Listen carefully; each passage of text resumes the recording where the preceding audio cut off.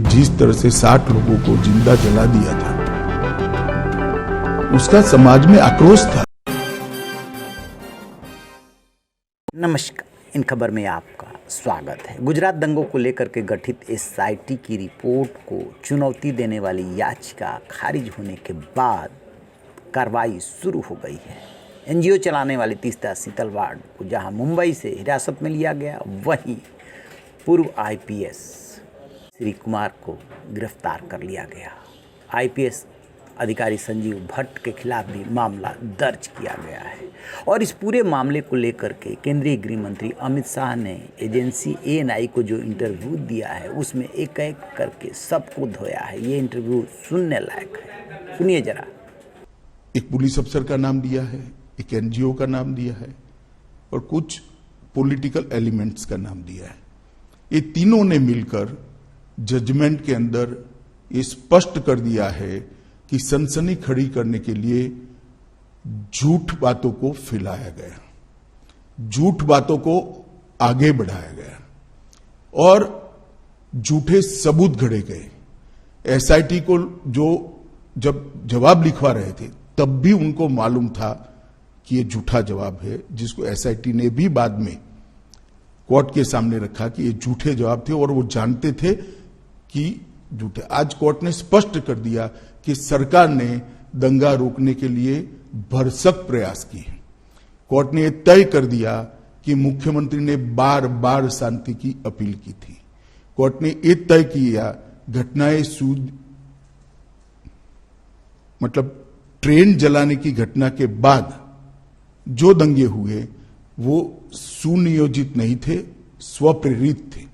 ये भी कोर्ट ने आज जजमेंट में कह दिया और तहलका द्वारा किए गए स्ट्रिंग ऑपरेशन को भी कोर्ट ने खारिज कर दिया, क्योंकि इसका आगे पीछे का पूरा फुटेज जब आया तब मालूम पड़ा कि स्ट्रिंग ऑपरेशन पॉलिटिकली मोटिवेटेड है।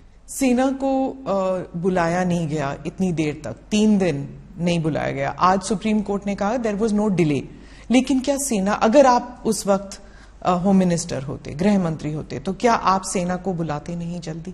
नहीं, जहां तक गुजरात सरकार का सवाल है, हमने कोई लेट लतीफी नहीं करी थी। जिस दिन गुजरात बंद का ऐलान हुआ उसी दोपहर को हमने सेना को बुला लिया था। सेना को पहुंचने में थोड़ा समय लगता है। आप हमारा हिसाब मांगती है, मांगना भी चाहिए, मुझे जवाब भी देना चाहिए, परंतु मैं क्लियर कर दूं, जहां तक गुजरात सरकार का सवाल है, एक दिन की भी देरी नहीं की है। रिकॉर्ड बहुत स्पष्ट है, कोर्ट ने भी इसको अप्रिशिएट किया है। परंतु दिल्ली में सेना का मुख्यालय है, दिल्ली में इतनी सेना है, जब इतने सारे सिख भाइयों बहनों को मार दिया, 3 दिन तक कुछ नहीं हुआ। कितनी एसआईटी बनी? हमारी सरकार आने के बाद एसआईटी बनी। कितनी अरेस्ट हुई? इतने सालों तक सिख नरसंहार में विपक्ष की सरकारें रही, कभी अरेस्ट नहीं हुई और वो लोग हम पर आरोप लगा रहे हैं पार्शियलिटी के। फायरिंग में मुसलमान नहीं मारे गए, लेकिन दंगों में तो मुसलमान मारे गए ना। देखिए स्मिता जी, एक बात आप समझ कर चलिए, जिस तरह से 60 लोगों को जिंदा जला दिया था, उसका समाज में आक्रोश था और जब तक दंगे नहीं हुए तब तक किसी ने इसका क्रिटिसिज्म भी नहीं किया, accept Bharatiya Janata party. Congress party का एक भी स्टेटमेंट, पार्लियामेंट चल रही थी उस दिन, किसी ने दुख भी व्यक्त नहीं किया कि 60 लोगों को जिंदा जलाने की घटना का आप भर्त्सना भी नहीं करोगे, निंदा भी नहीं करोगे। इतनी बड़ी वोट बैंक पॉलिटिक्स होगी। जैसा कि आपने सुना, वो गिना रहे हैं, बता रहे हैं कि किस तरीके से एनजीओ ने, किस तरीके से कुछ मीडिया ने इसको लेकर के बाकायदे मुहिम चलाया, एक इको सिस्टम बनाया, किसको बदनाम करने के लिए, नरेंद्र मोदी को बदनाम करने के लिए। और उन्होंने इतने दिनों तक, यानी कि पीएम मोदी ने विस्फान किया और अब सच सामने आ गया है। इसी मुद्दे को लेकर के पूर्व कानून मंत्री रविशंकर प्रसाद ने पटना में अलग प्रेस कॉन्फ्रेंस की और बताया कि क्या क्या हुआ।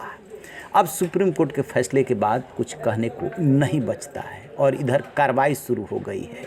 दरअसल हुआ क्या था कि जो गोधरा कांड हुआ था, जो ट्रेन जली थी जिसमें 60 लोग जला दिए गए थे, सुप्रीम कोर्ट ने अपने फैसले में कहा है और ये उससे ये साबित हो रहा है कि ये सुनियोजित नहीं था।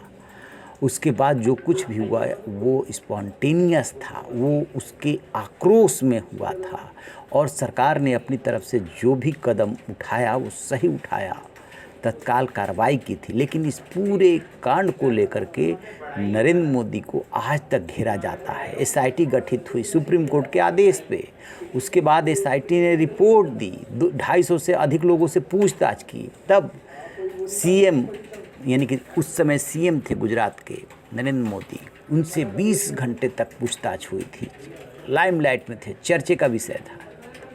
और अब जब सुप्रीम कोर्ट ने उस पर मुहर लगाई है तो कहने के लिए कुछ नहीं बचा है। उसी को अमित शाह ने एक एक करके गिनाया है कि कौन पड़े थे पीछे। रहिए बेखबर, देखते रहिए इन खबर। Thank you. इन खबर चैनल को सब्सक्राइब करें।